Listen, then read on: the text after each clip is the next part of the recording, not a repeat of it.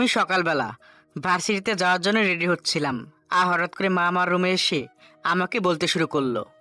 আজকে আর ভার্সিটিতে যাওয়ার কোনো প্রয়োজন নেই। আজকে বাসায় কিছু মেহমান আসবে, তোর বাবার বন্ধু, তার পরিবার নিয়ে আমাদের বাসায় বেড়াতে আসবে। তাই আজকে তোর যাওয়া লাগবে না। মা বাবার বন্ধু তার পরিবার নিয়ে আমাদের এখানে বেড়াতে আসবে, তো আমার এখানে কি? আমার তো এখানে কোনো কাজ নেই, আমি ভার্সিটিতে যাব, আমি কোনো কাজ করতে পারবো না। এই বলে আমি তাড়াতাড়ি করে বের হয়ে গেলাম।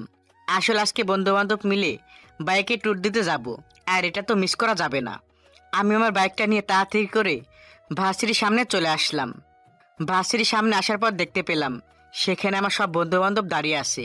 আর তখন রিয়াজ আমাকে বলতে লাগলো, কিরে, তোর এতক্ষণ সময় লাগে আসতে? তুই কি বাসায় বসে বসে মেকআপ করছিস যে তোর এত সময় লাগলো? আমরা কতক্ষণ ধরে দাঁড়িয়ে আছি বাল। আরে আর বলিস না, আমার বাবার বন্ধু তার পরিবার নিয়ে আমাদের বাড়িতে বেড়াতে আসবে, আর মা বলেছিল আজকে না আসতে, তাই জোর করে চলে এসেছি, এই কারণে দেরি হয়েছে। আজকে কিন্তু সারাদিন ঘোরাফেরা হবে, আর সব টাকা আজকে আমি খরচ করব, কারণ আজকে আমার বার্থডে, তাই খরচ করব। কিন্তু আমাকে কথা দিতে হবে, শাহরিয়ারের বার্থডের সময় শাহরিয়ার আমার মতো টাকা খরচ করবে। কিরে, তুই আজকে নিজের টাকা খরচ করবি? এটা কি আসলে বিশ্বাস করা যায়?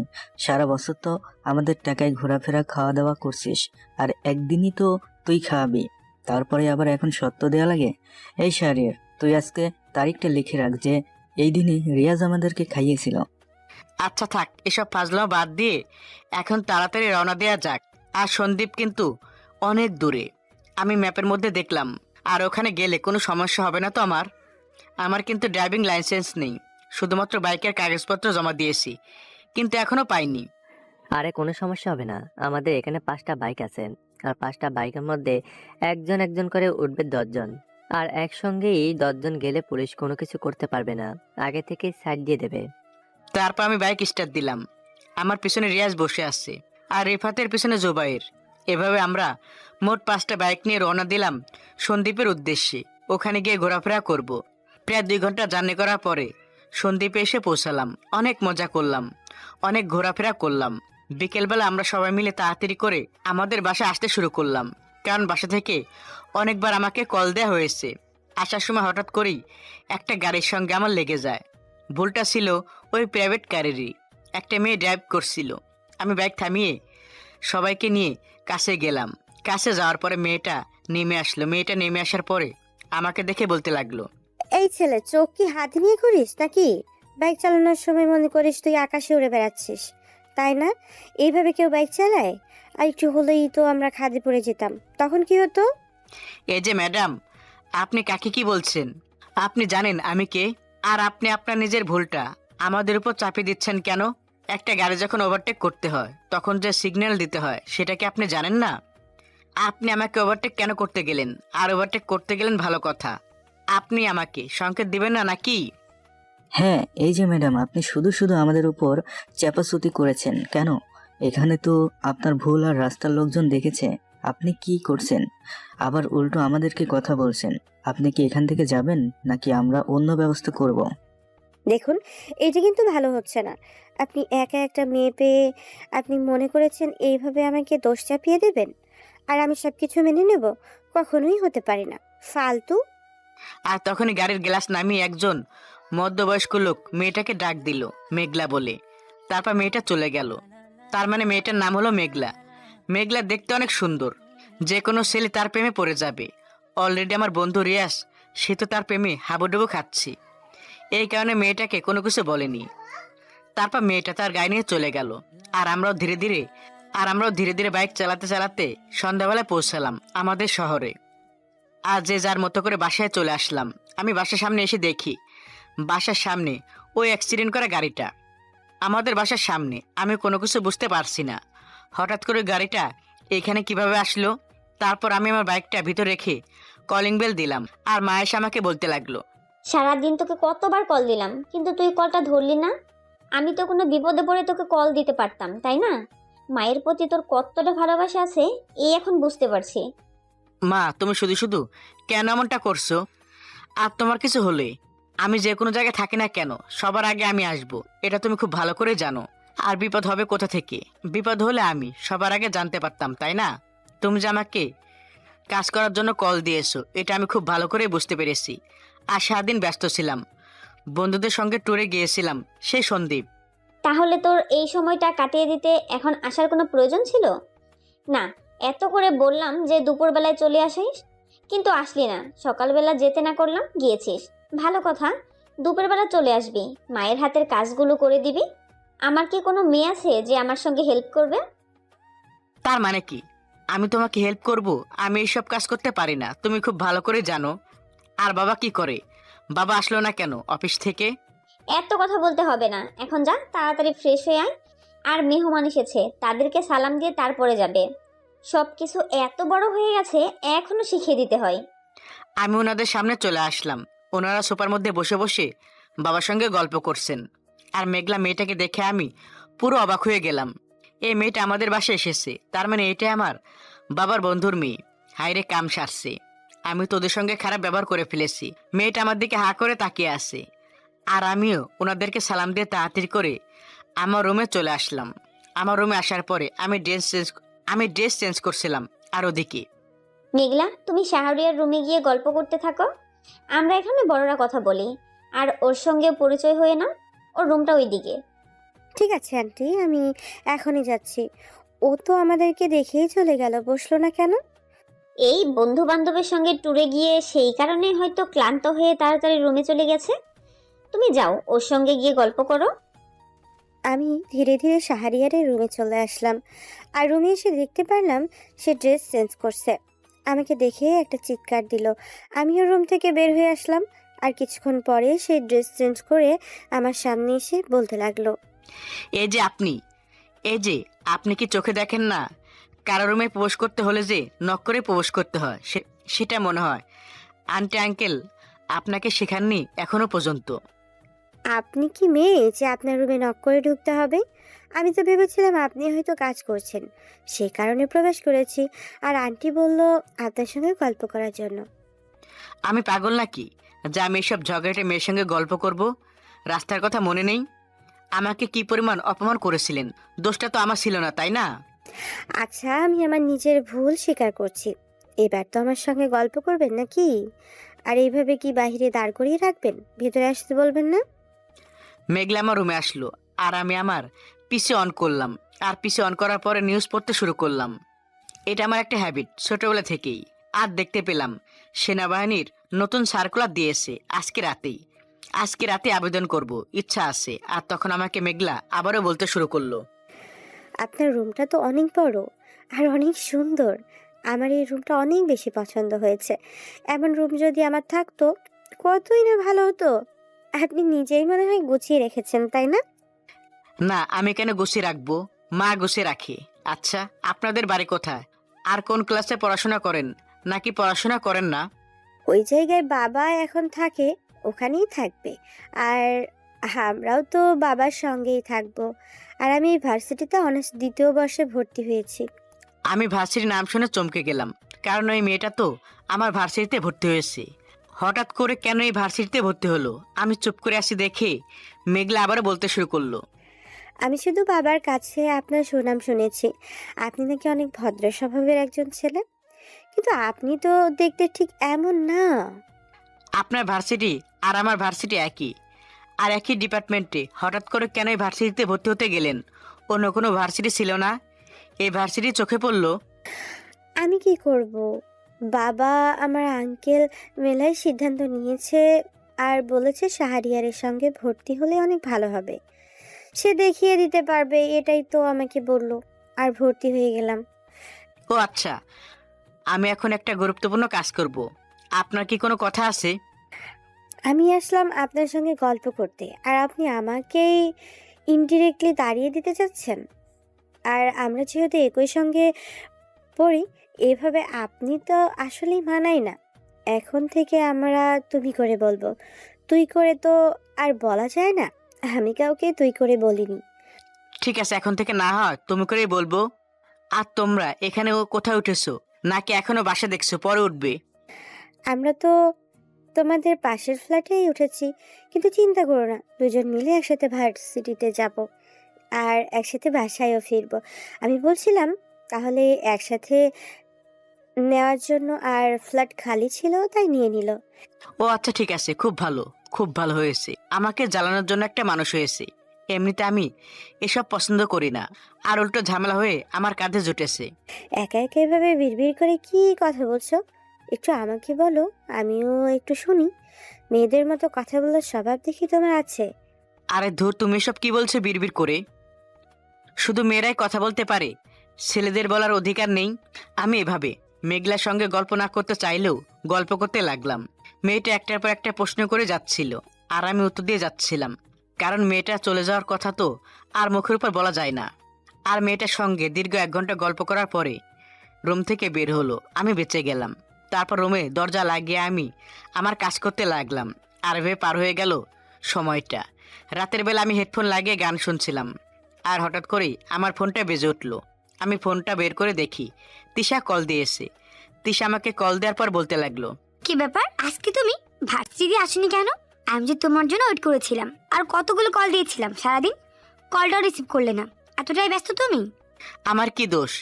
আমি তো তোমাকে বিকেলবেলা কল দিয়েছিলাম, তুমিও তো আমার কলটা রিসিভ করোনি। কোথায় ছিলে? আমি তো ভেবেছিলাম তোমার সমস্যা হয়েছে কিনা, তার কল দেয়নি। তুমি নিজেই কল দিবে, আমি খুব ভালো করেই জানি। আমি কিন্তু খবর পেয়েছি তোমাদের এখানে তোমার বাবার বন্ধু মেয়ে এসেছে, নাম হলো মেঘলা, আমাদের ডিপার্টমেন্টে ভর্তি হয়েছে। দেখো, ওই মেয়েটার কাছাকাছি কিন্তু একদম যাবে না। তুমি তুমি শুধুমাত্র আমার, বুঝতে পেরেছো?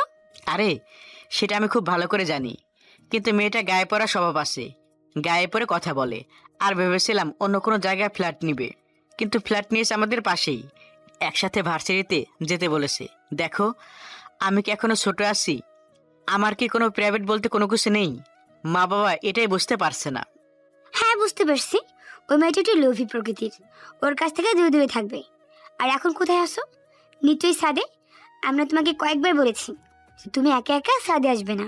আরে আমি তো এসেছি তোমার সঙ্গে কথা বলার জন্য। রুমে কথা বললে পাশের রুম থেকে যদি মা বাবা শুনে নেয়, তখন তো আরেক ঝামেলা। তার জন্য ছাদে এসে কথা বলতেছি। বাসায় ঝামেলা হয়েছে? বাসায় আমার বিয়ের জন্য চাপ দিচ্ছে, ছেলে দেখা শুরু হচ্ছে, তাই এটা নিয়ে অনেক রাগারাগি করেছি বিকেলবেলা। তার জন্য তোমাকে কল দিতে পারিনি। আর আজকে ট্যুরে গেলে আমাকে নিলে না কেন? তাহলে তো বাসায় রাগারাগি হতো না। আমি বাসায় বলতাম ভার্সিটি থেকে বান্ধবীদেরকে নিয়ে ঘুরতে গিয়েছিলাম, তাহলে তো হতো। আমার সকল বন্ধু বান্ধবদের মাঝে তোমাকে কি করে নিয়ে যাই বলো তো? আমরা তো সব ছেলেরা গিয়েছিলাম। ঠিক আছে, তোমাকে নিয়ে সপ্তাহে সারাদিন বের হব বাইকে, এবার ঠিক আছে? এবার ঠিক আছে, কারণ তোমাকে না পেলে যে আমার দম বন্ধ হয়ে আসে। তোমাকে 1 সেকেন্ডের জন্য বলতে পারি না। আমি ফ্যামিলিতে তোমার বিষয়টা জানানোর চেষ্টা করেছি, কোনো সাহস পাচ্ছি না। হুট করে একদিন বলে দেবো মাকে। ঠিক আছে, তোমার যেটা ইচ্ছা তুমি সেটাই করবে। তবে একটা কথা, সবকিছু বুঝে শুনে করবে বলে দিলাম। আবার যদি ওরা তাড়াতাড়ি করে তোমাকে বিয়ে দিয়ে দেয়, তখন তো আবার আরেক ঝামেলা হবে। আমি মাকে বলে দিয়েছি কিছুদিন যাক। আর এই মেয়ের যন্ত্রণা আমি কি করব বুঝতে পারছি না, যখন তখন এসে আমার মাথা খাচ্ছে। যদি মন চায় তাহলে প্রেম করবে তুমি, আমি আর তোমাকে কোনো কিছু বলবো না। এত করে বলি যে তুমি মেয়েদের সঙ্গে কথা বলবে না, বললে না আমার যে কষ্ট হয় সেটা তো তুমি বুঝবে না। আচ্ছা, আমি যদি অন্য কোনো ছেলেদের সঙ্গে কথা বলি তাহলে কি তোমার খারাপ লাগবে না বলো? ঠিক এমনটাই আমার লাগে। আর তুমি কি শুরু করে দিয়েছো? এই মেয়েটা নিজে থেকেই কথা বলতে এসেছে, আমি শুধু তার সঙ্গে হ্যাঁ অথবা না বলছি, এটাই। তার সঙ্গে আমি বাড়তি কোনো কথা বলছি না, সত্যি বলছি, তোমার কসম। এভাবে আমি তিশার সঙ্গে কথা বলতে লাগলাম, আর বেশ সময়টা পার হয়ে গেল। তারপর আমি এসে চুপচাপ ঘুমিয়ে গেলাম। পরদিন সকালবেলা ঘুম থেকে উঠে ভার্সিটির জন্য রেডি হলাম, আর তখনই হঠাৎ করে আমার রুমে মেঘলা প্রবেশ করলো। মেঘলা আসার পর আমাকে বলতে লাগলো, যাক, তুমি তাহলে রেডি হয়ে গেছো, চলো দুজনে একসাথে ভার্সিটিতে যাব। আন্টি বলেছে তোমার সঙ্গে একসাথে যেতে, বাইকে করে ভার্সিটিতে যাই, চলো, তাড়াতাড়ি দেরি হয়ে যাচ্ছে। দেখো মেঘলা, আমি আমার বাইকে আজ পর্যন্ত কোনো মেয়েকে তুলিনি, আর তুমি এমন কোনো মেয়ে হওনি যে আমার বাইকের পিছনে তোমাকে নিয়ে যাব। কথাটা একটু তেতে হলেও এটাই সত্যি, আমি আমার বাইকের পেছনে কোনো মেয়েকে নেই না। দেখো, তুমি কিন্তু আমাকে ইনসাল্ট করে কথা বলছো। এভাবে আমাকে ইনসাল্ট করে কথা বলার রাইট কিন্তু তোমার নেই। তুমি আমাকে কথাটা ভালোভাবে বলতে পারতে। দেখো, আমি কথাবার্তা এভাবেই বলি, এই বাইকের কথা আর তুলবে না। আর মা বলেছে মানে, মা সব কিছুতে এত কথা বলে কেন সেটা তো আমি বুঝতে পারছি না। তুমি আমার সঙ্গে কেন এরকম করে কথা বলছো? কি হয়েছে তোমার? তোমার কি শরীর খারাপ? তাহলে ভার্সিটিতে যাওয়ার কোনো প্রয়োজন নেই, আজকে বাসায় থাকো। মেঘলার কথাগুলো শুনে আমার মেজাজটা গরম হয়ে গেল। আমি আমার রাগটাকে কন্ট্রোল করলাম। তারপর আমি যথারীতি বাইক নিয়ে বের হলাম। নাস্তা না করে বের হয়েছি। নাস্তা করতাম যদি না মেঘলা থাকতো। মেঘলার জন্য নাস্তা করতে পারলাম না। আমি সোজা ভার্সিটিতে চলে আসলাম। ভার্সিটিতে আসার পর দেখতে পারলাম তিশা একপাশে বসে আছে, হয়তো আমার জন্য ওয়েট করছে। এটা আমি খুব ভালো করে জানি। আমি তার পাশে এসে বসলাম আর তারপর বললাম, কি ব্যাপার, তুমি কি কারোর জন্য ওয়েট করছো? তুমি নিশ্চয়ই তোমার বয়ফ্রেন্ডের জন্য ওয়েট করে আসছো। কিন্তু সে তো আজ আসবে না বলেছে, আমার কাছে বলে দিয়েছে আপাতত আমার সঙ্গে প্রেম করো। দেখো, তোমার নাটক কিন্তু আমার একদমই ভালো লাগছে না। এখন আসো কথা বলো। ওই মেয়েটার সঙ্গে নিশ্চয়ই সকালবেলা কথা হয়েছে, যেহেতু তোমাদের একই সাথে ফ্ল্যাট। হ্যাঁ, কথা তো আছে। ও আমার বাইকে করে ভার্সিটিতে আসতে চেয়েছিল। আমি কথা শুনে দিয়েছি, তারপর আর আসেনি। আমি আমার মতো করে চলে এসেছি। কেন বলো তো? বারবার এসব কথা জিজ্ঞেস করো কেন? কারণ আমার যে অনেক বেশি ভয় হয় তোমাকে নিয়ে। ও যদি আমার কাছ থেকে তোমাকে কেড়ে নিয়ে যায়, তখন আমার কি হবে? আমি কাকে নিয়ে বাঁচবো? এসব আজার চিন্তা ভাবনা বাদ দাও আর চলো ক্লাসে যাই। ক্লাস শুরু হয়ে যাবে। বাকি সবাই কই হারামিগুলো? তোমাকে আর আমাকে একসঙ্গে দেখলে যে কতগুলো কথা শোনায়। আমি তিশার সঙ্গে হাঁটতে হাঁটতে ক্লাসে চলে আসলাম। আমি আমার হারামি বন্ধুগুলোর সঙ্গে বসে গেছি। আর ওদিকে তিশা তার বান্ধবীদের সঙ্গে বসেছে। আর তখনই মেঘলা ক্লাসে আসলো। মেঘলা ক্লাসে আসার পরে আমার সঙ্গে বসে পড়লো। এতগুলো ছেলের মাঝে মেঘলা বসে পড়েছে। আর এটা দেখে তিশা রাগে কটমট করছে। আর আমি তাকে বললাম, দেখো, এইভাবে আমার সঙ্গে বসার কি হলো? তুমি তো চাইলে ওদিকে গিয়ে বসতে পারো। ওদিকে অনেক জায়গা খালি আছে, ওদিকে গিয়ে বসো। আচ্ছা, তুমি কি সেই কলেজের কথা বলো? দেখো শাহরিয়ার, এইটা তো কলেজ নয়, এটা একটা ভার্সিটি। আর ভার্সিটি যে কেউ যে কারোর সঙ্গে বসতে পারে, কোনো বিষয় নয়। দেখো, তোমার কিন্তু ব্যবহারগুলো আমার মোটেও ভালো লাগছে না। তুমি আমার সঙ্গে কেন শুধু শুধু কথা বলছো? কেন আমার সঙ্গে বসতে যাবে? ওদিকে যাও, না হলে কিন্তু আমি নিজে অন্য জায়গায় চলে যাব। কিছুটা অপমান বোধ করলো আমার বন্ধুগুলোর সামনে। আর মেঘলা, সে অন্য জায়গায় অন্য মেয়েদের সঙ্গে বসে পড়লো। আর একটু পরেই স্যার ক্লাসে প্রবেশ করলো। আর যথারীতি ক্লাস শুরু করে আমি যখনই বের হতে যাব, তখনই মেঘলা নিজে থেকে আমাকে একটা ধাক্কা দিল। আর তখন রিয়াজ মেঘলাকে বলতে লাগলো, এই তুমি সেই মেয়েটা না, যে কিনা রাস্তার মধ্যে আমাদেরকে অপমান করেছিলে? আচ্ছা, তুমি এভাবে শাহরিয়ার সঙ্গে ধাক্কা দিচ্ছ কেন? তোমার কি মাথায় কোনো সমস্যা আছে? আমি কি করব না করব সেগুলো তোমাকে বলতে আমি বাধ্য নই। আর শেয়ারের সঙ্গে আমার অন্য একটা সম্পর্ক আছে। ও আমার উপর অভিমান করে আছে, আমি তার অভিমান ভাঙাচ্ছি। এখানে তুমি আমাদের মধ্যে কথা বলতে আসবে না। নেক্সট টাইম যেন এইরকম ভুল না হয়। মেঘলার মুখ থেকে এরকম কথা শুনে হা হয়ে গেল। আর রিয়াজ তখনই টিশার দিকে তাকায়। টিশার দিকে তাকানোর পরে টিশা কিছুটা কটমট দৃষ্টিতে আমার কাছে আসলো। আমি টিশাকে নিয়ে একটা নিরিবিলি জায়গায় আসলাম। নিরিবিলি জায়গায় আসার পরেই টিশা আমাকে কান্না করতে করতে শক্ত করে জড়িয়ে ধরল। আমি পড়েছি অনেক মহা বিপদে। একদিকে মেঘলা, আরেকদিকে আমি আমার মানুষটাকে বোঝাতে পারছি না। কিছুক্ষণ পরে আমি বললাম, প্লিজ তিশা, তুমি এভাবে কান্না করছো কেন? আরে পাগলে, আমি তোমারই আছি, তোমারই থাকবো। ওই মেয়েটাকে কিভাবে সাহায্য করতে হয় সেটা আমার খুব ভালো করে জানা আছে। ওই মেয়েটা তো কালকে এসেছে, তার জন্য কোনো কিছু বলতে পারছি না। কিছুদিন ওয়েট করো। ওই মেয়েটাকে আমি এমন শিক্ষা দেব যে আমার সামনে আসবে না। আমি সরাসরি বলে দেব। আচ্ছা, সত্যি বলছো তো তুমি? আমি তোমাকে আমার নিজের জীবনের থেকে অনেক বেশি ভালোবাসি শাহরিয়ার। তোমাকে ছেড়ে আমি বাঁচবো না। আমি তোমাকে অন্য কারোর সঙ্গে সহ্য করতে পারি না। তিশার সঙ্গে কিছু কথা বললাম। আর কথা বলার পরে তিশাকে একটা রিকশায় তুলে দিলাম। আমি আমার বাসায় চলে আসলাম। বাসায় আসার পরে খাওয়া দাওয়া করে আমি বিছানায় শুয়ে পড়লাম। তিশার সঙ্গে চ্যাটিং করছিলাম আর হঠাৎ করে মেঘলা আমার রুমে আসলো। মেঘলা আমার রুমে আসার পরে আমাকে বলল, কি ব্যাপার, তুমি কার সঙ্গে মোবাইলে এত চ্যাটিং করছো দেখি? মোবাইলটা শোনো, তুমি কোনো মেয়ের সঙ্গে কথা বলবে না, চ্যাটিংও করবে না, বুঝতে পেরেছো? আমি কি করব না করব এসব তোমার কাছ থেকে শুনতে হবে না। দেখো, আমি তোমাকে একটা সরাসরি কথা বলে দিচ্ছি। আমার ওপর কোনো প্রকার অধিকার খাটাতে আসবে না। আমি অন্য একজনকে ভালোবাসি, বুঝতে পেরেছো? তাই আমার পিছনে পড়ে থাকলে কোনো লাভ হবে না। তুমি অন্য কাউকে ভালোবাসো মানে? আমি কালকে তোমাকে দেখেই ভালোবেসে ফেলেছি। আমি তোমাকে ছাড়া বাঁচবো না। তুমি ওর সঙ্গে ব্রেকআপ করে দাও, আর না হলে তুমি ওর নাম্বারটা আমার কাছে দাও। আমি নিজেই কথা বলে নিচ্ছি ওর সঙ্গে। কে ওই মেয়ে আমার থেকে তোমার বেশি ভালোবেসে ফেলবে? তুমি কি পাগল? আমার সঙ্গে কেন এমনটা করছো? আমার পিছন ছেড়ে দাও। আমি তোমাকে ভালোবাসি না, আর কখনো ভালোবাসবও না। তোমার জন্য আমার ভেতরে কোনো ফিলিংস কাজ করে না। তাহলে তোমাকে ভালোবাসবো আমি কিভাবে? আমি শুধু তিশাকে ভালোবাসি। আমি এটা হতে দেব না। ওই তিশার সঙ্গে আমি কথা বলবো। ওই মেয়ের কত বড় সাহস তোমার সঙ্গে প্রেম করে! আমি ছাড়া তোমার সঙ্গে কেউ প্রেম করতে পারবে না। আমি এটা সহ্য করব না। দেখো, জোর করে কোনো কিছু হয় না, ভালোবাসা হয় মন থেকে। তোমার যেমন আমাকে দেখে ফিলিংস হয়, আমারও যে তোমার প্রতি ফিলিংস হতে হবে এমনটা তো নয়। আমি সিঙ্গেল আছি, আর এসব নিয়ে কথা বলাটাও আসলে ঠিক না, কারণ আমি যথেষ্ট অ্যাডাল্ট হয়েছি। এখন এসব নিয়ে কথা বলা যাবে না। এখন এসব নিয়ে কথা বলবে যারা ক্লাস 10-এ পড়ে তারা। তোমার এসব কথা শোভা পায় না। এই কথা বলে মেঘলা রুম থেকে বেরিয়ে গেল। আর মেঘলা রুম থেকে বেরিয়ে যাওয়ার পরে আমি মায়ের কাছে চলে আসলাম। মায়ের কাছে আসার পরে মাকে বললাম, মা, তোমার সঙ্গে আমার কিছু জরুরি কথা আছে। তুমি নাকি আমার বিয়ে ওই মেঘলার সঙ্গে ঠিক করে রেখেছো। আমি বিয়ে ঠিক করতে যাব কেন? তোর বাবার বন্ধুর মেয়ে, তাই তোর বাবা এই ছোটবেলা থেকেই বিয়ে ঠিক করে রেখেছে। তোদের যখন বয়স 5 বছর ছিল, এসব তোর মনেই নেই?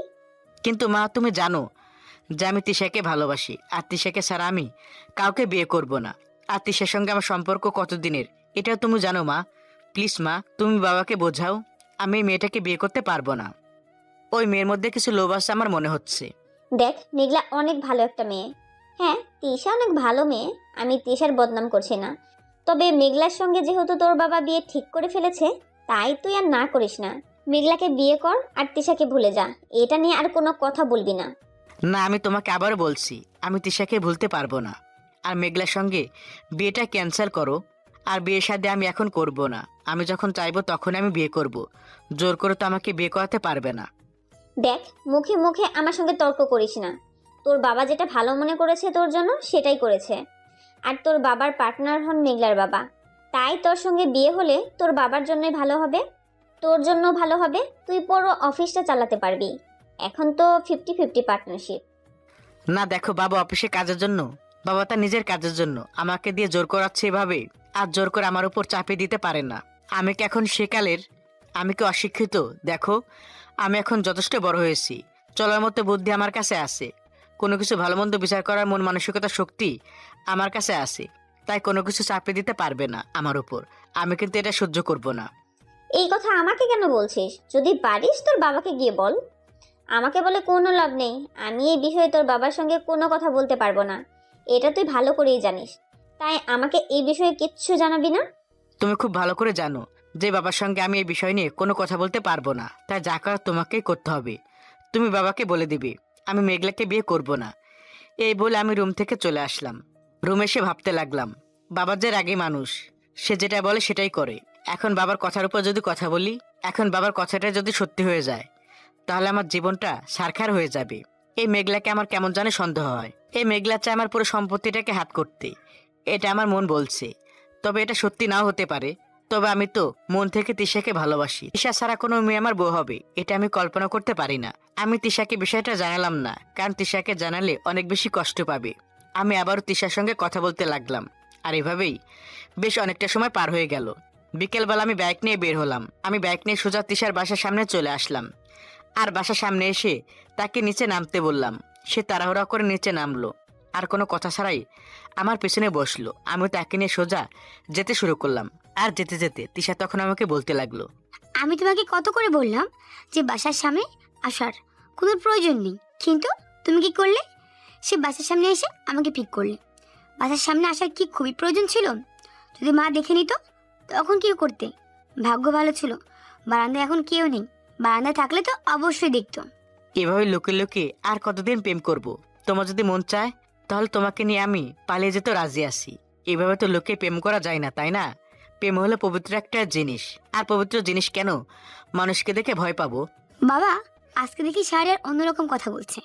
তা আজকে হঠাৎ করে এরকম কথা বলার কারণটা কি জানতে পারি? আর হঠাৎ করে আমাকে নিয়ে বাইকে করে ঘুরতে বেরিয়েছেন, কি মনের মধ্যে কি অন্য কিছু চলছে আপনার? কেন? আমি কি আমার প্রিয় মানুষটাকে নিয়ে ঘুরতে পারি না বিকালবেলা? এজন্য বেরিয়েছি। আর প্রতিদিন আড্ডা দিতাম, আর আজকে আড্ডা না দিয়ে তোমাকে নিয়ে বেরিয়েছি। এখানে কোনো সমস্যা? হ্যাঁ, এখন আমি বুঝতে পেরেছি আপনি কেন আমাকে নিয়ে বেরিয়েছেন। রিয়াজ এবং রিফাত ওরা হয়তো কোনো কাজে ব্যস্ত, আড্ডা দিতে আসেনি, সেজন্য আজকে আমাকে নিয়ে বেরিয়েছেন। কি তাই তো? তার মানে আমি আপনার অবসর সময়ের সঙ্গী। আরে ধুর, এসব কথা বলবে না, তাহলে কিন্তু মেজাজটা খারাপ হয়ে যাবে। এমনিতে মার বকা খেয়ে পেট হজম হয়ে গেছে। চলো কোথাও গিয়ে খাই, অনেক ক্ষুধা পেয়েছে। দুপুরে খেতে পারিনি ভালো করে। আমি তিশাকে নিয়ে একটা রেস্টুরেন্টে চলে আসলাম, আর দুজনে মিলে অনেক মজা করে খাবার খেলাম।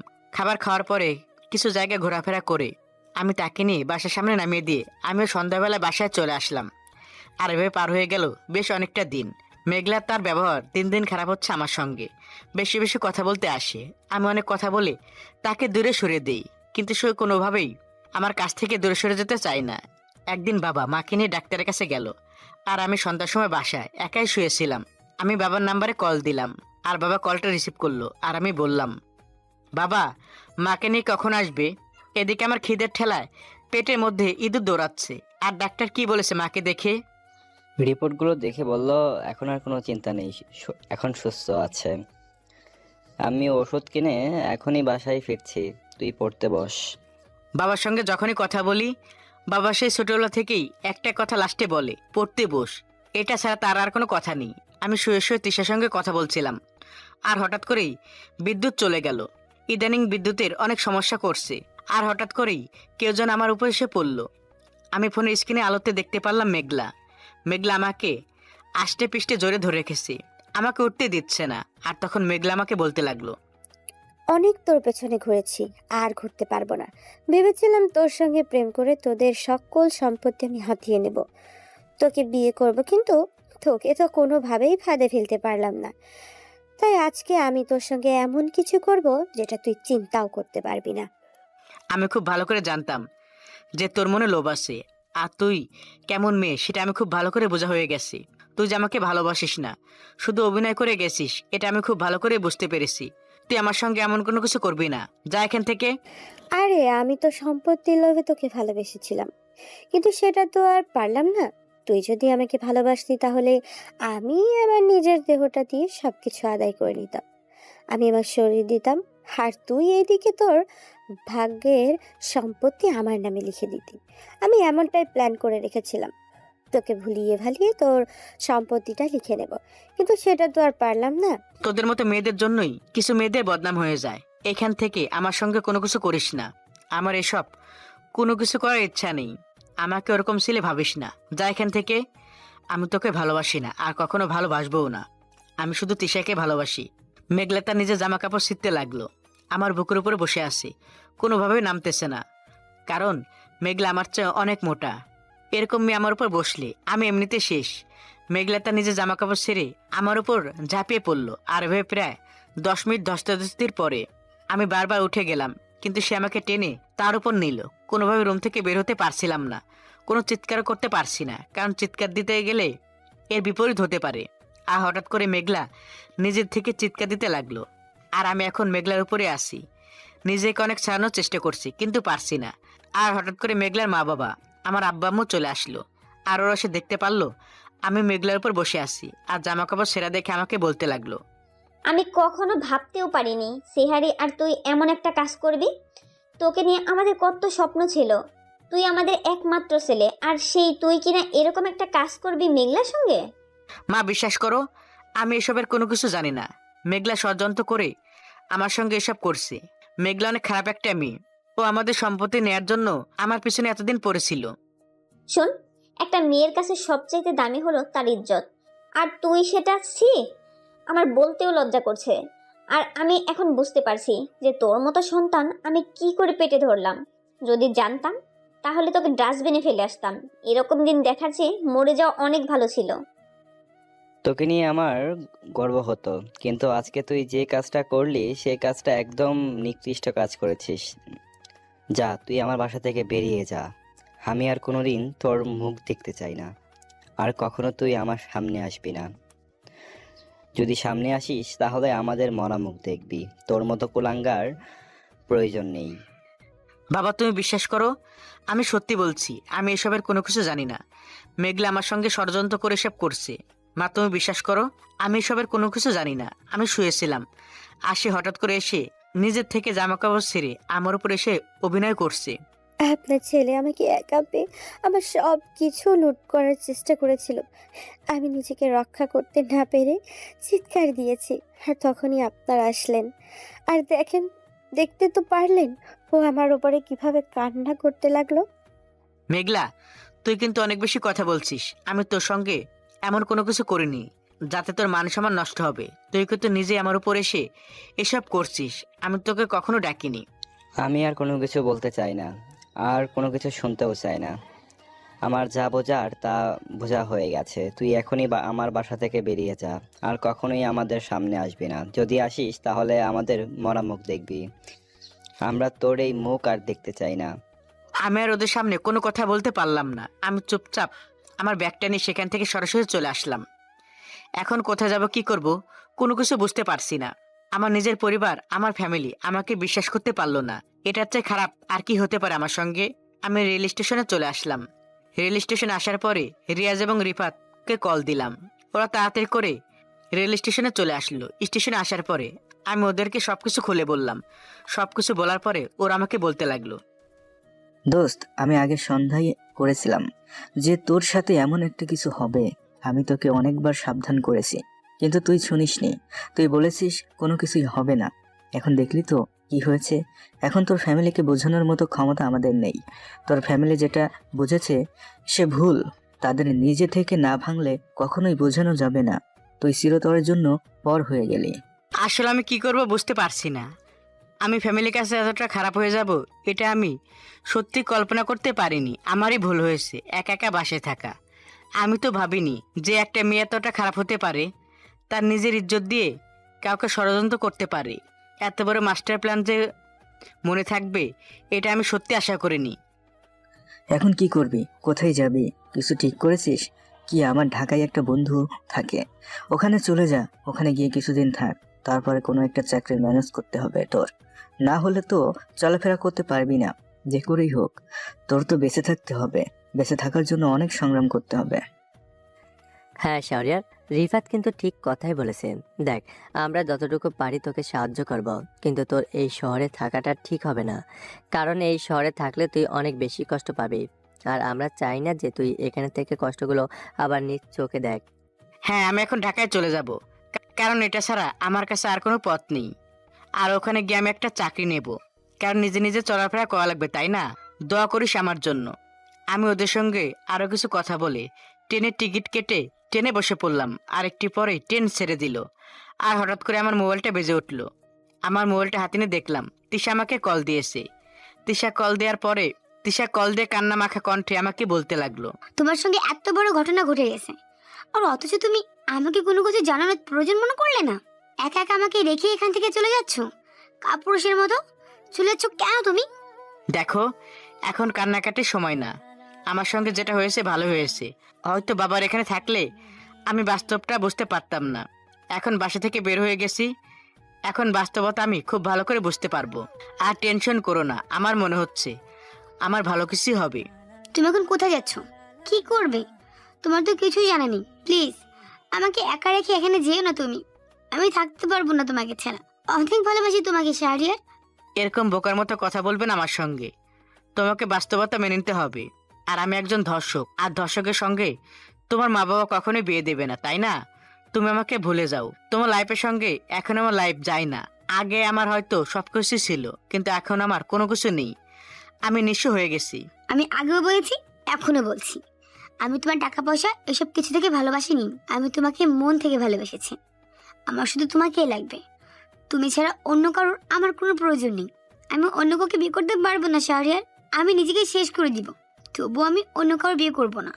শোনো একটা কথা বলি, আমি কেন ঢাকায় যাচ্ছি জানো? জানলে হয়তো এই মুহূর্তে তুমি অনেক খুশি হয়ে যাবে।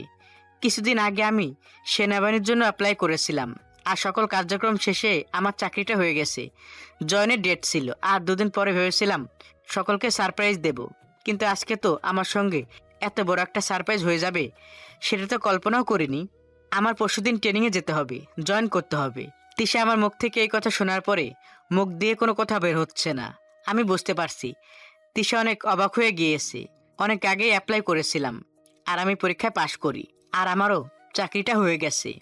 ভেবেছিলাম মা বাবাকে সারপ্রাইজ দেব, কিন্তু উল্টো মা বাবা আমাকে যে সারপ্রাইজ দিয়েছে সে সারপ্রাইজের তুলনায় কোনো কিছু না। তারপর আমি তিশার সঙ্গে কথা বলতে লাগলাম। দেখতে দেখতে পার হয়ে গেল সময়টা। আমি ঢাকায় এসে পৌঁছালাম রাত 10টার দিকে। পকেটে কিছু টাকা ছিল, আর কিছু টাকা তিশা আমাকে বিকাশের মাধ্যমে পাঠিয়ে দিয়েছিল। আমি একটা হোটেলে গেলাম, আর সেখানে 2 দিন থেকে আমি পরবর্তী সময়ে ট্রেনিংয়ে চলে আসলাম। আর দেখতে দেখতে পার হয়ে গেল 2টা বছর। এই 2 বছর নিজেকে অনেক পরিবর্তন করে ফেলেছি। কে আমাকে দেখে বলতেই পারবে না ষড়যন্ত্রের কারণে শাহরিয়ার শহর ছেড়ে এসেছিল। আজকে শাহরের সঙ্গে এই শাহরের অনেক পার্থক্য রয়েছে। তবে আমার নিজের মানুষের সাপোর্ট ছাড়া কখনোই এত দূরে আসতে পারতাম না। আমি কেবিনে বসেছিলাম, আর তখনই সাহেব এসে আমাকে বলল স্যার ডাকছেন। আমি তাড়াতাড়ি করে স্যারের কেবিনে আসলাম। স্যারের কেবিনে আসার পরে স্যার আমাকে বলতে লাগলো, শাওরিয়ার, একটা ছোট্ট মিশন আছে, ওখানে তুমি ছাড়া অন্য কেউ যেতে সাহস করবে না। এটা আমি খুবই ভালো করে জানি, আর তোমার পারফরমেন্স অনেক ভালো। সেজন্য আমি সিদ্ধান্ত নিয়েছি এই অপারেশনটা তুমি লিড করবে। জি স্যার, অবশ্যই স্যার। আমি আমার টিম মেম্বারদের সঙ্গে চাই। আমার টিম মেম্বাররা আমার সঙ্গে থাকলে আমি যে কোনো অপারেশন সাকসেসফুলভাবে করতে পারবো। শোনো, আমি তোমাকে কিছু বলি একজনের ব্যাপারে। একটা মেয়ে যার নাম হলো মেঘলা চৌধুরী। বাবার অনেক টাকা, বাবা অবৈধ ব্যবসা করত। আর বাবা অবসরে যাওয়ার পরে মেয়ে এই ব্যবসাটা নিয়ে আগাতে শুরু করে। মেয়ে আরো বেশি অবৈধ ব্যবসা করতে করতে তার নিজের একটা গ্যাং তৈরি করে, আর এখন যত রকমের অবৈধ কার্যকলাপ আছে সকল কিছু করেছে। মেয়েটার ব্যাপারে পুলিশ কোনো তথ্য তাদের কাছে দিতে পারছে না। আমাদেরকে যতটুকু পেরেছি মেয়েটার ব্যাপারে তথ্য তোমাকে দিচ্ছি। আর ওখানকার প্রশাসন মেয়েটাকে দেখে ভয় পায়, কারণ ওই মেয়েটার অনেক বড় গ্যাং তৈরি করে ফেলেছে। প্রতিটা ভার্সিটিতে ড্রাগসের ব্যবসা চালিয়ে যাচ্ছে, আর এর জন্য রাতারাতি অনেক বড় লোক হয়ে গেছে মেয়েটা। তাই পুরো গ্যাংটাকে ধরার জন্য তোমার প্রয়োজন। তুমি ওই শহরে আজকে চলে যাও রাতের ফ্লাইটে। আমি স্যারের কাছ থেকে ফাইলটা নিয়ে সরাসরি আমার কেবিনে চলে আসলাম। আমার কেবিনে এসে ফাইলটা প্রথম পৃষ্ঠায় দেখতে পারলাম যার ছবি। সে ছবি দেখার জন্য আমি আসলে মোটেও প্রস্তুত ছিলাম না, কারণ এটা তো সেই মেঘলা যার কারণে, যার ষড়যন্ত্রের কারণে আমার বাড়ি থেকে বের হয়ে আসতে হয়েছে। আজ হয়তো মা বাবা আমার উপর ভুল বুঝে আছে। বলতে না বলতেই আমার ফোনটা বেজে উঠলো। আমি ফোনটার দিকে তাকে দেখতে পারলাম তিশা আমাকে কল দিয়েছে। তারপর সে আমাকে বলতে লাগলো, স্যার, আপনি কি এখন ব্যস্ত আছেন? আমার সঙ্গে কি একটু কথা বলা যাবে? অনেক গুরুত্বপূর্ণ কথা ছিল। যদি আপনি আমার সঙ্গে কথা বলতেন তাহলে আমার অনেক উপকার হতো। তোমার যেমন গুরুত্বপূর্ণ কথা আছে, এই মুহূর্তে আমার একটা গুরুত্বপূর্ণ কথা আছে। বলবো, অনেক বড় একটা কাহিনী ঘটে গেছে। এই মুহূর্তে আমার সঙ্গে যেটা ঘটে গেছে সেটা শুনলে তুমি বিশ্বাস করতে পারবে না। আগে আমারটা শুনবে, তারপর আমি তোমারটা শুনবো। বাসা থেকে বলে দিয়েছে আজকে ছেলেপক্ষ আমাকে দেখতে আসবে। এই 2 বছর তো আমি অনেক অনেক চেষ্টা করে আটকে রেখেছি, আর আটকে রাখতে পারবো না। এখন যে আমাকে দেখতে আসবে, যদি পছন্দ করে নেয় তাহলে বিয়ে করে নেবে। তোমার আশায় বসে থেকে লাভ নেই। হ্যাঁ, ওটাও ভালো হয়, কারণ আমার আশা বসে থাকলে তো আর এখন তোমার কোনো লাভ নেই। তোমার তো এখন ডাক্তার ইঞ্জিনিয়ার পছন্দ। আমার মতো মেজরকে বিয়ে করা কি তোমার শোভা পায়? দেখো, এসব ফাজলামো মার্কার কথা কিন্তু আমার মোটেও ভালো লাগছে না। আমি আছি সিরিয়াস মোডে, আর তুমি আমার সঙ্গে ফাজলাম করছো, মজা নিচ্ছ। সত্যি বলছি, আজকে আমাকে দেখতে আসছি। যদি পছন্দ হয়ে যায় তাহলে 2-1 দিনের মধ্যে বিয়ে হয়ে যাবে। আমি কি করব কোনো কিছুই বুঝতে পারছি না। মা বাবাকে তো আমি 2 বছর পরীক্ষার জন্য আটকে রেখেছিলাম। এখন কি করব? ফাইনাল পরীক্ষা তো শেষ। আমি আজকে আমার চিরচেনা শহরে আসছি, চিন্তা করো না। আর তোমার আগে কণ্ঠটা না অনেক বেশি কিউট, আগের থেকেও বেশি কিউট মনে হচ্ছে। সুন্দর হয়ে গেছো। তুমি সত্যি বলছো আজকে আসবে? আচ্ছা, এবার বলো কি হচ্ছে তোমার? কি এমন গুরুত্বপূর্ণ কথা? আর মাকে তোমার কথা বলেছি। এখন তুমি যদি মায়ের সঙ্গে কথা না বলো, প্রস্তাব না পাঠাও, তাহলে তো আমাকে বিয়ে দিয়ে দিবে। শোনো, আমি এত কিছু বলতে পারবো না। তোমার আমাকে গিয়ে বলবো আমি আপনার মেয়েকে ভালোবাসি অনেক দিন ধরেই, ভার্সিটি লাইফ থেকে। আর যেহেতু আমার ব্যাপার এখন যদি তারা জানে তাহলে তারা রাজি হবে, বিয়ে দেবে। আর যদি রাজি না হয় তাহলে তোমাকে নিয়ে বের হয়ে চলে আসবো। কারণ এখন আমার গাড়ি বাড়ি সব কিছু আছে, কোনো কিছুর কমতি নেই। হ্যাঁ, বুঝতে পারলাম। তুমি বিকেলে আগে আসবে, ফ্লাইটে করে চলে আসুন, তাহলে তাড়াতাড়ি আসতে পারবে। আর এখন বলো তোমার কি হয়েছে? কি এমন গুরুত্বপূর্ণ কথা? এরপর আমি তিশাকে সবকিছু খুলে বললাম। সবকিছু তিশা শোনার পরে কোনো কথা বলতে পারছে না। আর কিছুক্ষণ সময় পর তিশা নিজের থেকেই নীরবতা ভেঙে আমাকে বলতে লাগলো। তোমার যেটা কর্তব্য তুমি সেটাই পালন করবে। আইনের পথে আমি সবসময় শ্রদ্ধাশীল ছিলাম এবং থাকবো। আর ওর মতো মেয়ের এর থেকেও কঠিন শাস্তি হওয়ার প্রয়োজন আছে। আমি তিশার সঙ্গে কিছুক্ষণ কথা বলার পরে কল কেটে দিলাম। আর কল কেটে দেওয়ার পরে আমি আমার টিম সদস্যের কল দিয়ে আমার অফিস রুমে আসতে বললাম। আর ওরা কিছুক্ষণ পরে চলে আসলো। আর সকলকে আমি বললাম গুছিয়ে নেওয়ার জন্য। আর আজকে আমাদের ফ্লাইট সন্ধ্যার সময়। আর যথারীতি সময়টা পার হয়ে গেল। সন্ধ্যাবেলা আমরা আমাদের সবকিছু নিয়ে ফ্লাইটে রওনা দিলাম সেই শহরের উদ্দেশ্যে। আর 1 ঘন্টা সময়ের মধ্যেই আমরা সেখানে পৌঁছে গেলাম। আর আনুষ্ঠানিকতা শেষ করে আমরা একটা হোটেলে প্রবেশ করলাম। আর হোটেলে উঠে আমি তিশাকে কল দিলাম। তিশাকে কল দেওয়ার পরে তিশা আমাকে বলতে লাগলো। তোমার জন্য অনেক অনেক বড় একটা সুখবর রয়েছে, যেটা শোনার পরে তুমি নিজেকে অন্যরকম মনে করবে। যদিও তুমি এখন মিশনে আসো, তবে কথাটা না বলে আর পারছি না। কি বলবে তাড়াতাড়ি বলো দয়া করে। তোমার বিয়ের ব্যাপারে এখন কথা বলবো না। কালকে আমরা কাজ অফিসে গিয়ে বিয়ে করব, কোনো সমস্যা নেই। আর মিশনে এসেছি দেখে কি বিয়ে করা যাবে না এমন তো কোনো কথা নেই। আমি স্যারের কাছ থেকে আরও অনেক আগে বিয়ের জন্য অনুমোদন পেয়েছি। স্যারকে বলে দিয়েছিলাম আরও কিছুদিন পর বিয়ে করব, কারণ আমাদের একটা রুটিন মাফিক চলতে হয়। এটা তুমি খুব ভালো করে জানো নিশ্চয়ই। ঠিক আছে, তুমি কালকে বিয়ে করবে, আমি মাকে জানিয়ে দিচ্ছি। মা যদি রাজি থাকে তাহলে তো ভালোই, কারণ মা তার ভাইয়ের ছেলের সঙ্গে, মানে আমার মামাতো ভাইয়ের সঙ্গে আমার বিয়ে ঠিক করে রেখেছেন। এটা নিয়ে অনেক ঝামেলা। বাবাও চায় আমি যদি আমার মামাতো ভাইকে বিয়ে করি, কারণ ওদের টাকা পয়সা অনেক বেশি। ওখানে বিয়ে হলে আমার বাবা মা সব কিছুই পাবে। তুমি কালকে পালিয়ে বিয়ে করবে, অথচ তোমার মধ্যে কোনো পরিবর্তন নেই। তুমি সত্যি অন্যরকম মানুষ। আর এখন ভালো কি সুখবর আমার জন্য? আমি তোমার কথা তোমার পরিবারকে বলে দিয়েছি। আসলে আন্টি আমার সঙ্গে অনেকভাবে যোগাযোগ করতো, আমি শেষ পর্যন্ত না বলে থাকতে পারছিলাম না, কারণ ওরা ওদের ভুল বুঝতে পেরেছে। তাই সব কিছু বলে দিয়েছি। তুমি প্লিজ কালকে দেখা করবে। আমি আপাতত তোমার সঙ্গে এই বিষয়ে কোনো কথা বলতে চাই না। আমি এখন মিশনে যাব। তুমি কল রাখো, ফ্রেশ হয়ে আমরা রাতে একটা মিশনে যাব। তা এখন তোমার সঙ্গে এই বিষয় নিয়ে কোনো কথা বলবো না। কালকেরটা কালকে দেখা যাবে। আর মা বাবা এখন ভালো আছে তো? আমি কল কেটে দিলাম। আর কল কেটে দেওয়ার পরে আমি যথারীতি সবাইকে খাবার খাইয়ে রেডি হতে বললাম। আর আমরা সবাই একসঙ্গে খাওয়া দাওয়া করলাম। আর খাওয়া দাওয়া শেষ করে আমরা গাড়ি নিয়ে যেতে শুরু করলাম। আর হঠাৎ করে আমার ফোনটা বেজে উঠলো। আমার ফোনটা বেজে ওঠার পরে একজন আমাকে ওপাশ থেকে বলতে লাগলো। ভাই, আমি ওদের খবর পেয়ে গেছি। ওরা এখন জঙ্গল বাড়িতে রয়েছে, আর সেখানে প্রায় অনেক মেয়েদের আটকে রাখা হয়েছে। ওদেরকে আজকের রাতেই পাচার করে দেওয়া হবে বর্ডারে এলাকায়। আর ওখান থেকে অন্য একটা দল রিসিভ করে সোজাসুজি অন্য জায়গায় বিক্রি করে দেবে। আর ওই দলটা ওর কথায় চলাফেরা করে, মেঘলা রং। ঠিক আছে, তুই জঙ্গলের বাড়ি আছে পাশে থাক। আর আমরা এখনই আসছি। আর শোন, তোকে যেন কেউ চিনতে না পারে। তুই যে সেনাবাহিনীর গোয়েন্দা হিসেবে আসিস, তুই সাবধানে থাকবি। যদি একবার চিনতে পারে তাহলে তোর অবস্থা খারাপ হয়ে যাবে। ভাই, আপনি আমার উপর বিশ্বাস রাখতে পারেন। আমি কখনো আপনার উপরে কথা বলেছি? আর এতদিন ধরে আপনাকে তথ্য দিয়ে যাচ্ছি, খবর দিয়ে যাচ্ছি। আপনি কি আমার মধ্যে কোনো হুকাম পেয়েছেন? আপনি আর কখনো পাবেন না। আমি আমার দেশকে ভালোবাসি, আর আমিও চাই ওরা শাস্তি পাক, কারণ ওরা আমার বোনকেও ওরা রেহাই দেয়নি। আমি কল কেটে দিলাম। আর কল কেটে দেওয়ার পরে যথারীতি গাড়িতে যেতে লাগলাম। আর সেখানে পৌঁছাতে প্রায় আমাদের 1 ঘন্টার মতো সময় লাগলো। এটা শহর থেকে বেশ অনেকটা দূরে। আমি গাড়ি থেকে নামার পরে দেখতে পারলাম মুন্না সে জায়গায় দাঁড়িয়ে আছে। আর মুন্না আমাকে দেখে এগিয়ে আসলো। আর তখন আমাকে বলতে লাগলো। ভাই, ওদের আস্তানা এখান থেকে প্রায় 3 কিলোমিটার পথ। এখানে গাড়ি নিয়ে যাওয়ার কোনো রাস্তা নেই, তাই আমাদের হাঁটা ছাড়া আর কোনো উপায় নেই। আমি সেখানে গাড়ি পার্ক করলাম, কিন্তু গাড়ি নিয়ে যাওয়ার কোনো উপায় নেই। তাই আমাদেরকে হেঁটে হেঁটে যাওয়াই ভালো হবে। আর যেহেতু আমাদের হাতে সময়ও কম, তাই আমরা খুব তাড়াতাড়ি করে সেখানে পৌঁছে যাব। আর এখানে যে কোনো সময় যে কিছু হতে পারে। ওদের লোক যে কোনো জায়গা থেকে অ্যাটাক করতে পারে। তাই আমরা প্রতিটা পা ফেলার সময় বুঝে শুনে ফেললাম এবং সামনে এগোতে লাগলাম। আর সবাই ওয়ালেস মাইক্রোফোনে অ্যাক্টিভ থাকতে হবে। কোনো সমস্যা হলে অবশ্যই আমাকে জানাতে হবে। তোমরা 3 দিক দিয়ে যাবে, আর আমি এক দিক দিয়ে যাব। এক দিক দিয়ে তোমরা 3 জন যাবে, আর এক দিক দিয়ে আমরা যাব। রেফাত, তুমি আমার সঙ্গে আসবে। আর বাকিরা 3 জন 3 ভাগ হয়ে যাবে, 3 দিক দিয়ে যাবে। তবে এখন আমরা একসঙ্গেই যাব। ওই আস্থানে যাওয়ার পরে আমরা আলাদা হব। ওকে স্যার, আপনি যেটা বলবেন সেটাই আমি সবাইকে বলে দিচ্ছি বিষয়টা।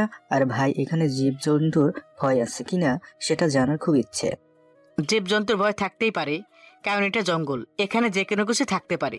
তাই আমাদেরকে খুব ভালোভাবে সাবধানে চলাফেরা করতে হবে এবং এটা মনে রাখতে হবে, ওরা যদি কোনো প্রকার সাউন্ড পেতে পারে তাহলে কিন্তু সাবধান হয়ে যাবে। তাই কোনো প্রকার সাউন্ড করা যাবে না, এমনকি বিষধর সাপ থাকলেও না। স্যার, আমি না গেলে হয় না? আমি না হয় গাড়ির কাছে থেকে গাড়ি পাহারা দেই। ওখানে বিষাক্ত সাপ থাকলে আমাকে যদি একটা সবল দেয়, আমি তো জায়গায় শেষ হয়ে যাব। রিফাত, এরকম বোকার মতো কথা বলো না। তুমি একজন সেনাবাহিনীর সৈনিক, এটা তোমার সবচেয়ে বড় পরিচয়। ট্রেনিং এর কথা মনে নেই আমরা কি নিয়ে শপথ করেছিলাম? ইয়েস স্যার, সরি স্যার, আর কখনোই এমন হবে না। তারপর আমরা সবাই মিলে একসঙ্গে যেতে শুরু করলাম, আর মোটামুটি দৌড়াতে দৌড়াতে আমরা সেই আস্তানার কাছাকাছি চলে আসলাম। খুব সাবধানে আসলাম, তেমন কোনো কিছু হয়নি। আর হঠাৎ করে আমার পায়ের উপর একটা শুকনো ডাল পড়ে গেল। যদিও ব্যথা পাইনি, কিন্তু বেশ ভালো শব্দ হয়েছে। আর তখন সবাইকে বললাম চারদিক থেকে ঘিরে ফেলার জন্য, যেভাবে বলেছি। আর সবাই আমার কথা মতো তাই করলো। তাড়াতাড়ি করে সবাই চারিদিকে ঘিরে ফেললো, আর আমি আর রিফাত দুজনে মিলে সামনে আগাতে শুরু করলাম। আর হঠাৎ করে দেখলাম দুজন ছেলে মেয়ে আমাদের দিকে আসছে, আর আমরা গাছের আড়ালে লুকিয়ে পড়লাম। ওদের হাতে লাইট রয়েছে। আমি মাইক্রোফোনে আস্তে আস্তে বললাম, সবাই বন্দুকের মধ্যে সাইলেন্সার লাগিয়ে নাও, কোনো শব্দ না হয় যেন। আর কেউ আমাকে না বলে সামনে এগোনো যাবে না।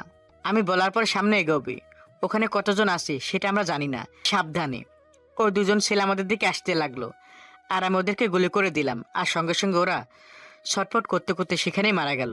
ওরা যখন মারা যাচ্ছিল তখন আমি মুখ চেপে ধরে রেখেছিলাম, কারণ ওরা যদি মুখ দিয়ে শব্দ বের করে তাহলে বাকিরা এখানে চলে আসবে। আর ওরা ওখানেই মারা গেল। তারপর আমরা আবারও সামনে এগোতে লাগলাম। আর এগোতে এগোতে একসময় সবাই বুঝে গেল তাদেরকে চারিদিক থেকে ঘিরে রেখেছি। আর আমাদের সঙ্গে তুমুল গোলাগুলি করতে লাগলো। আর সেখানে ওরা আমাদের সঙ্গে কখনোই পারলো না, কারণ আমরা জায়গায় বদল করতে করতে গুলি করেছি। ওরা মনে করছে আমরা এখানে অনেকজন রয়েছি, তাই ওরা না পেরে মেঘলা যত ছেলেরা রয়েছে সকলে সেখানে মারা গেল। আর মেঘলা নিজেও পালিয়ে যেতে শুরু করলো। পালিয়ে যেতে শুরু করেছে। আমি মেঘলাকে ধরে ফেললাম। আর মেঘলাকে ধরে ফেলার পরে তখন মেঘলা আমাকে বলতে লাগলো, তুই এখানে? আমি তো ভাবতে পারি না, আমি কখনো কল্পনাও করিনি তোর সামনে আমাকে দাঁড়াতে হবে। তারপরে তুই সে আর্মি অফিসার যাকে আমি এতদিন ধরে খুঁজে বেড়াচ্ছি। আজ পর্যন্ত কেউ আমার কোনো কিছু করতে পারেনি, কিন্তু তুই আমার সব কিছু শেষ করে দিলি। তোর বাপ এত বড় অন্যায় করে গেছে, আর সে অন্যায়গুলো তুই এখন করছিস। বাপ বেটি মিলে দুজনে পুরো শহরটাকে জ্বালিয়ে দিয়েছিস। তোদের জন্য শহরের মানুষগুলো এখন অনিরাপদে আছে। মেয়েগুলো তো বাসা থেকে বের হতেই পারছে না, শুধুমাত্র তোদের কারণে। তোর বাপ তো এখন ঘরে আছে, কিন্তু তুই এসব করে বেড়াচ্ছিস। যে তুই একটা মেয়ে, হয়তো তুই সেটা নিজে জানিস না। সেদিন তোকে এইভাবে বের করে দিয়ে আমি অনেক বেশি ভুল করেছিলাম, কারণ সেই দিন তোকে ওইভাবে বের করে না দিয়ে মেরে ফেলার প্রয়োজন ছিল। কিন্তু আমার স্বপ্নটা সফল হয়নি, তবে যেটুকু দিয়েছি এটাই অনেক বেশি ভেবেছিলাম। তুই তো পথে ঘাটে বসেই মারা যাবে, কিন্তু সেইটা না করে তুই এত বড় একজন মানুষ হয়ে গেলি। এটাই তো আমার সবচেয়ে বড় খারাপ লাগছে। তুই ভেবেছিলি আমাকে বাসা থেকে বের করে দিলে আমি কষ্টে পেয়ে মরে যাব, না খেতে পেয়ে মরে যাব। আল্লাহ তাআলা বান্দার পাশে সবসময় থাকবেন। বান্দার কখন কি প্রয়োজন সেটা উনি খুব ভালো করে জানেন। তোর মতো ফকিন্নি আর তোর মতো এমন দেশদ্রোহী স্বপ্ন কোনোদিনই পূরণ হবে না। আচ্ছা বাদ দে, এখন আমি তোকে একটা হট দিচ্ছি। আমি তোকে অনেক টাকা দেব, আর আমি যা ইনকাম করব এখন থেকে দুজনে 50-50 পার্টনারশিপ।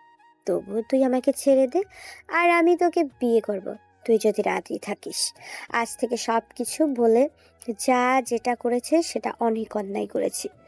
তোকে আমি এখন বিয়ে করব, তুই এটা ভাবলি কি করে? তোকে বিয়ে করার চেয়ে সারা জীবন চিরকমা থাকা অনেক বেশি ভালো, কারণ তোর মতো মেয়েকে বিয়ে করলে পরের দিন তার লাশ পাওয়া যাবে। তোর মতো দেশদ্রোহীকে বিয়ে করে মানুষের কাছে কালার হবো, তাই না? আর এটা বলতে লজ্জা করে না তোর? তোর ভিতরে একটু বিন্দু পরিমাণ লজ্জা কাজ করেনি? আমি তোকে সত্যিই অনেক বেশি ভালোবেসেছিলাম, আর ভালোবাসার কারণে আমি সহ্য করতে না পেরে তোর সঙ্গে এমনটা করে ফেলেছি। আমি জানি এইটা আমার জন্য অন্যায় হয়েছে, আর আজকে যেটা করছি এটাও আমার জন্য অন্যায় হয়েছে। সব কিছুর জন্য আমি তোর কাছে মাপ চাইছি। তুই চাইলে আমাকে বাঁচাতে পারিস। আমার একটা ইচ্ছা আছে, কি জানিস? সেটা হলো আমি ওর বাবা মার সামনে তোর এবং তোর বাপের খেলা শেষ করব। তোদের বাপ মেয়েকে আমি একসঙ্গে মারবো। আমি আমার মা বাবার সামনে এবং উপরের মহলে কি জবাব দিতে হয় সেটা আমি খুব ভালো করে জানি। আইনের আওতা নিয়ে শাস্তি দিতে পারি, এটাই নিয়ম। কারণ তোদের আইনের আওতা নিলে 1 মাসে ফাঁসি হবে, কিন্তু আমার প্রতিশোধ নিজে হাতে নিতে চাই। সেজন্য তোকে আমি নিজে হাতে মারবো, কোনো কারণ ছাড়াই। বল, তোর বাবা এখন কোথায় আছে? আমি আমার জীবন দিয়ে দেব, তবুও আমি বলবো না আমার বাবা কোথায় আছে।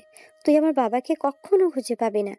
তোর বাপ এখন কোথায় আছে সেটা আমি খুব ভালো করে বুঝতে পারছি। চল আমার সঙ্গে, তোর মতো শয়তানকে সবার সামনে মারতে হবে। আমি মেঘলাকে নিয়ে আমার বাসার উদ্দেশ্যে যেতে শুরু করলাম, আর বাকিদেরকে সবকিছু বললাম ক্যাম্পে নিয়ে যাওয়ার জন্য।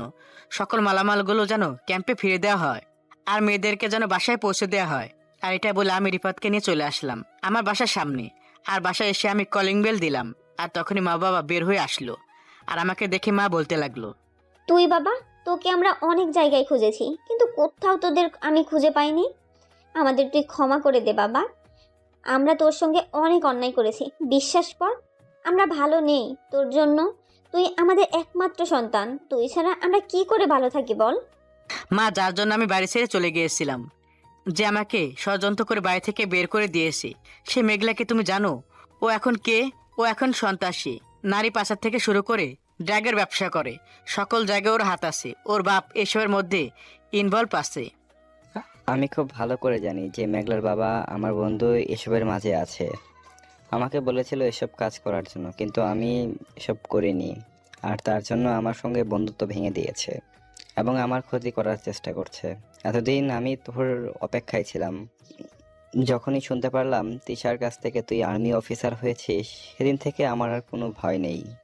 আমি ভাবতাম আমার ক্ষতি করলেও আমার ছেলে এসে আমার সব কিছু পূরণ করে দেবে। বাবা, যার কারণে তোমরা আমাকে বাসা থেকে বের করে দিয়েছো, যার কারণে এই 3 বছর মা বাবার কোনো আদর পাইনি, তাকে কোনোভাবে বাঁচিয়ে রাখবো না, আর তাকে মেরে ফেলবো। ডিপার্টমেন্টকে কি বলতে হয় সেটা আমি খুব ভালো করে জানা আছে। আমি রিফাতকে বললাম মেঘলার বাবাকে ঘুম থেকে তুলে আনার জন্য, আর সিফাতকে বললাম ওই শয়তানকে তুলে আনার জন্য। তুলে আনার পরে আমার কাছে অনেকভাবে মাপ চাইতে শুরু করলো, আর আমি রিফাতকে বললাম গাড়িতে তোলার জন্য। আর তখন মেঘলা আমাকে বলতে লাগলো, আন্টি, আমি অনেক অন্যায় করেছি, অনেক পাপ কাজ করেছি, কিন্তু আন্টি আপনি আপনার ছেলেকে বলুন আমাকে ক্ষমা করে দেওয়ার জন্য। আমি বাঁচতে চাই, আপনার ছেলে আমাকে মেরে ফেলবে। আমি মেঘলাকে পরাপর অনেকগুলো থাপ্পড় মারলাম, আর মেঘলা মা বাবার পায়ের কাছে ক্ষমা চাইতে শুরু করলো। তারপর আমি রিফাতকে বললাম মেঘলাকে নিয়ে যাওয়ার জন্য, আর মেঘলাকে নিয়ে গিয়ে গুলি করলাম না। আইন নিজে হাতে তুলে নেওয়াটা ঠিক হবে না।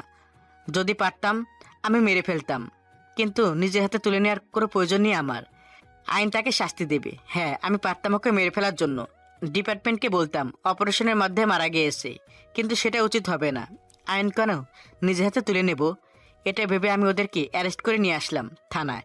থানায় এসে আমি রিমান্ডের জন্য আবেদন করলাম, আর সঙ্গে সঙ্গে স্যার আমাকে পারমিশন দিয়ে দিল। তারপর আমি ওদেরকে টর্চার দিয়ে যাওয়ার পরে সব কিছু জিজ্ঞাসা করতে লাগলাম। ওদের সঙ্গে যারা যারা কাজ করে সবাইকে ধরে ফেললাম। আর এভাবে পার হয়ে গেল 2 দিন। স্যার আমাকে কল দিল, আর কল দেওয়ার পর আমাকে বলতে লাগলো, আমি সত্যি তোমার প্রতি অনেক অনেক বেশি খুশি হয়েছে, কারণ তুমি ছাড়া এই অপারেশন কেউ করতে পারতো না। সবাই ব্যর্থ হয়ে ফিরে এসেছে, কিন্তু তুমি একমাত্র ব্যক্তি যে কিনা সফলভাবে ফিরে এসেছো। তোমার প্রতি আমার অনেক অনেক দোয়া থাকবে। আর তোমার জন্য একটা সুখবর আছে, তোমার প্রমোশন হয়েছে, আর তোমার 1 মাসের ছুটি দেওয়া হয়েছে। আর 1 মাস পরে তুমি তোমার এলাকায় ওই থেকে তোমার অফিস করবে। আর শুনলাম তুমি নাকি বিয়ে করবে। রিফাত আমাকে বলেছে তোমার নতুন জীবনের জন্য শুভকামনা রইল।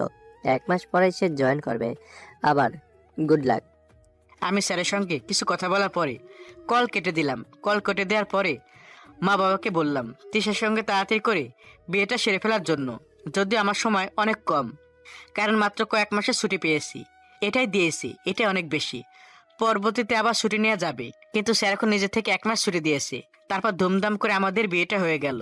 আর প্রথমে তিশার মা বাবা একটু অমত করলো, পরবর্তীতে তিশার কারণে রাজি হয়ে যায়। এখন আমি দাঁড়িয়ে আছি বাসরঘরের সামনে, আর তখন আমার বন্ধুরা বলতে লাগলো, দোস্ত এতদিন পরে বিয়ে করলে আর হুট করে শহরে প্রবেশ করে মিশন শেষ করলে আর বিয়েটা করে নিলে, একবার আমাদের কথা চিন্তা করলি না?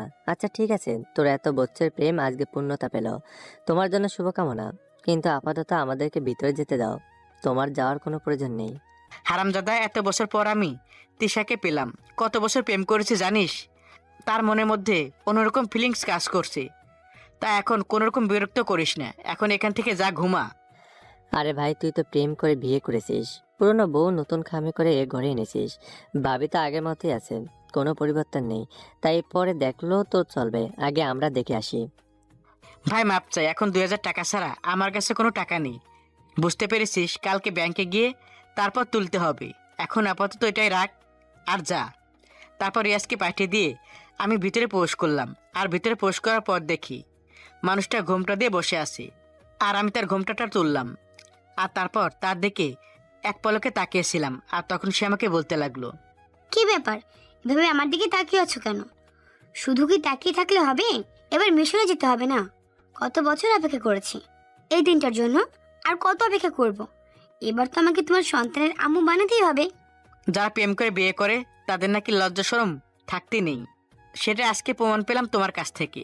যদি তোমার সঙ্গে আমার অ্যারেঞ্জ ম্যারেজ হতো তখন কি তুমি এসব বলতে পারতে বলো? তিশা এই কথা শুনে বেশ লজ্জা পেয়ে গেল, আর তিশা আমাকে শক্ত করে জড়িয়ে ধরলো। আমিও তিশাকে শক্ত করে জড়িয়ে ধরলাম। আর কিছুক্ষণ পরে আমরা দুজন মিলে হারিয়ে গেলাম এক অজানা রাজ্যে। আসলে গল্পটা এমনই, প্রিয় মানুষটাকে পেলে আর কোনো কিছু প্রয়োজন হয় না। আর এভাবে না হয় চলতে থাকুক আমাদের মিষ্টি ভালোবাসার গল্পটা। নিত্য নতুন ভালোবাসার গল্প পেতে আমাদের চ্যানেলটি এখনই সাবস্ক্রাইব করে পাশে থাকবেন। ধন্যবাদ সবাইকে।